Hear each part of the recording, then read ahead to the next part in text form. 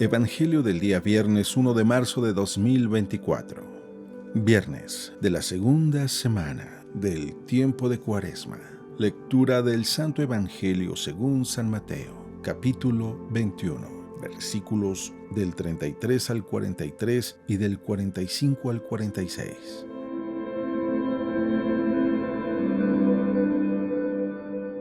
En aquel tiempo Jesús dijo a los sumos sacerdotes y a los ancianos del pueblo esta parábola. Había una vez un propietario que plantó un viñedo, lo rodeó con una cerca, cavó un lagar en él, construyó una torre para el vigilante y luego lo alquiló a unos viñadores y se fue de viaje.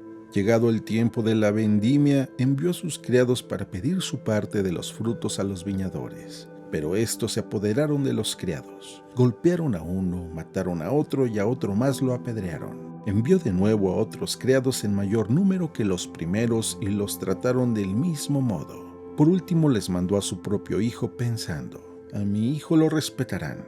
Pero cuando los viñadores lo vieron, se dijeron unos a otros, este es el heredero, vamos a matarlo y nos quedaremos con su herencia.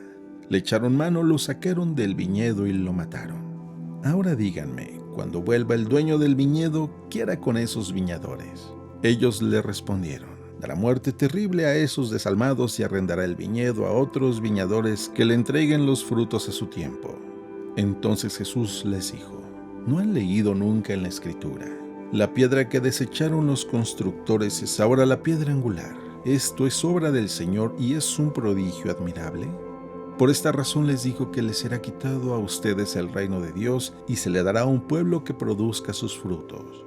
Al oír estas palabras, los sumos sacerdotes y los fariseos comprendieron que Jesús las decía por ellos y quisieron aprenderlo, pero tuvieron miedo a la multitud, pues era tenido por un profeta.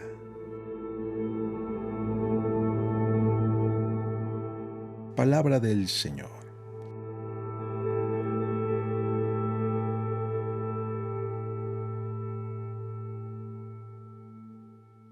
Hoy el Evangelio según San Mateo nos habla de la parábola del dueño de la viña. Y es una parábola hermosa porque nos da una gran enseñanza. Y nos encontramos con un dueño de una viña que la deja encargada para que le den fruto, la rienda y se va, ¿verdad? Y se va. Y al tiempo manda a sus criados para pedir los frutos sobre esa viña.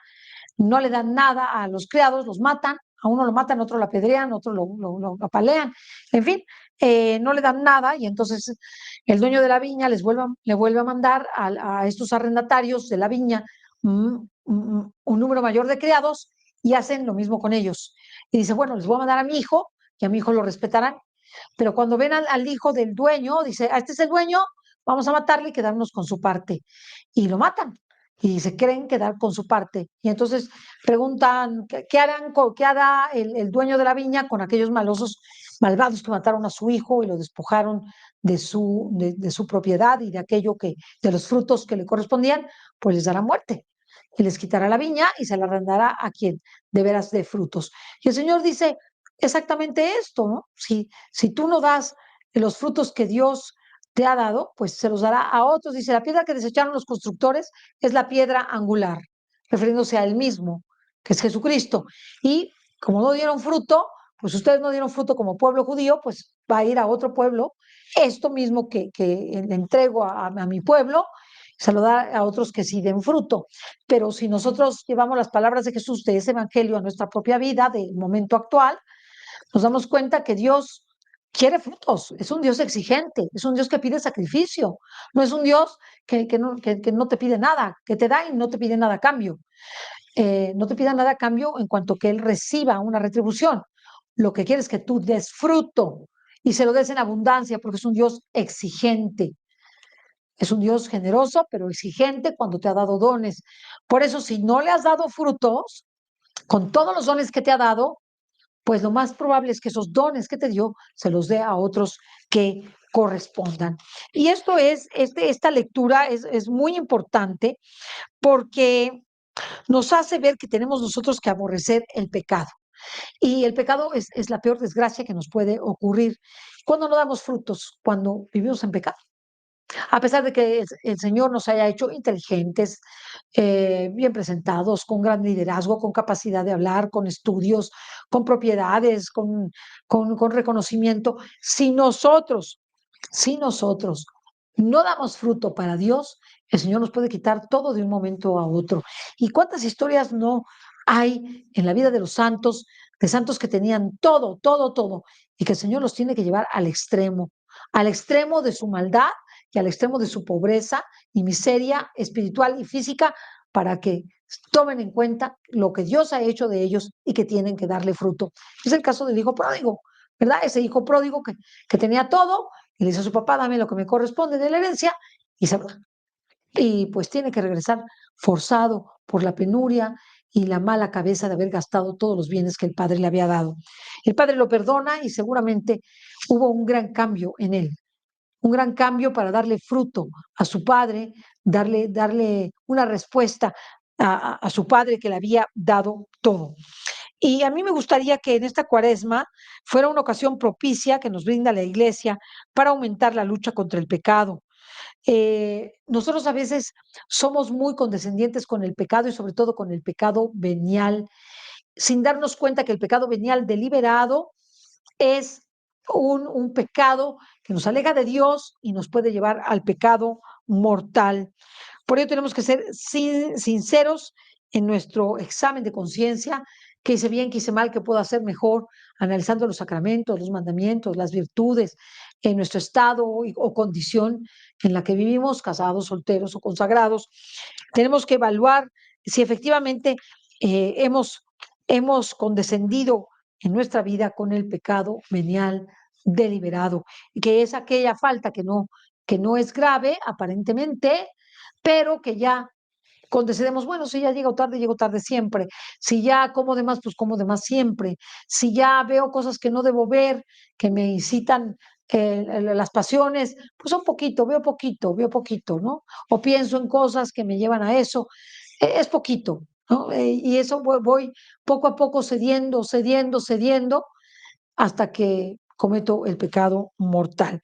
Y el demonio está viendo a quién se traga y por eso la conversión personal requiere de un esfuerzo continuo para dar esos frutos que Dios nos pide, ¿verdad? Frente a todo lo que nos ha dado.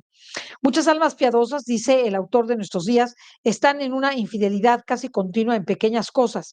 Son impacientes, poco caritativas en sus pensamientos, juicios y palabras, falsas en su conversación y en sus actitudes, lentas y relajadas en su piedad, no se dominan a sí mismas y son demasiado frívolas en su lenguaje. Tratan con ligereza la buena fama del prójimo, conocen sus defectos e infidelidades y los acusan quizá en la confesión, mas no se arrepienten de ellos con seriedad ni emplean los medios para poder prevenirlos y terminar con ellos. No reflexionan que cada una de estas imperfecciones es como un peso de plomo que las arrastra hacia el abismo, hacia abajo. No se dan cuenta que van comenzando a pensar de manera puramente humana y a obrar únicamente por motivos naturales, ni de que resisten habitualmente a las inspiraciones de la gracia y abusan de ella. Wow, wow. Esto nos pasa a todos en el alma. El alma pierde así el esplendor de su belleza y Dios va retirándose cada vez más de ella. Poco a poco pierde el alma sus puntos de contacto con Dios. En él no ve al Padre amoroso y amado a quien se entregaba con filial ternura. Algo que se ha interpuesto entre los dos es esto precisamente, el dejar pasar las cosas, el empezar a entrar en la tibieza, en la dejadez, en la falta de amor, en la falta de sacrificio, sobre todo en estos tiempos de cuaresma. A mí me ha pasado muchas veces de cuaresma o de adviento, que digo, no, ya no lo guardé el ayuno, ya para qué sigo en el ayuno. No, ya lo rompí, pues ya me sigo. No, vuelve a retomar. De esa manera, eh, es el camino que ya ha iniciado, tenemos que seguir. Si iniciamos la tibieza, nos vamos a seguir en la tibieza, pero tenemos que buscar lucha para salir de esa tibieza. En la lucha decidida por desterrar de nuestra vida todo pecado, demostraremos a nuestro amor al Señor, nuestra correspondencia a la gracia. Qué pena me das mientras no sientas dolor de tus pecados veniales, porque hasta entonces no habrás comenzado a tener verdadera vida interior. Pidamos hoy a la Virgen que nos conceda aborrecer no solo el pecado mortal, sino también el pecado venial deliberado. Qué importante es dejar el pecado venial deliberado, deshacernos de él, quitarnos de esos pecados que vamos cediendo y olvidándonos de Dios y haciendo las cosas por cumplimiento. Cumplo y miento. No. Pongamos esfuerzo, pongamos lucha, pongamos entrega, pongamos quitemos esos pecados veniales deliberados en esta cuaresma, esforcémonos por todo aquello que parece pequeño, pero que constituye un lastre que venimos arrastrando durante toda nuestra vida o gran parte de nuestra vida. Y digámosle al Señor, me voy a deshacer de este pecado de impuntualidad, me voy a deshacer de este pecado de dejadez, me voy a dejar de este pecado que tengo todo tirado, me voy a dejar de este pecado de que no cumplo con mi deber como debo hacerlo y bien hecho, no preveo las cosas, me voy a dejar de este pecado que no planeo nada, que tengo dejadez en todo, que me da flojera todo, que me pongo enojado a la primera, que no quiero saber nada de nadie. Tantos y tantos pecados veniales, los de mis pensamientos malos contra las personas, de juzgarlas, ¿verdad? De hablar mal de ellas o criticarlas en tonterías. Pues todo esto es un pecado venial deliberado. Tenemos que deshacernos del pecado venial deliberado, quitarnos de estas cosas para poder entonces dar frutos de santidad para que el Señor no nos quite del candelero donde nos puso, no nos quite los dones que nos dio, sino que nos dé aún más de esos dones para poder servirlo a Él y servir a nuestros hermanos. Que Dios te bendiga.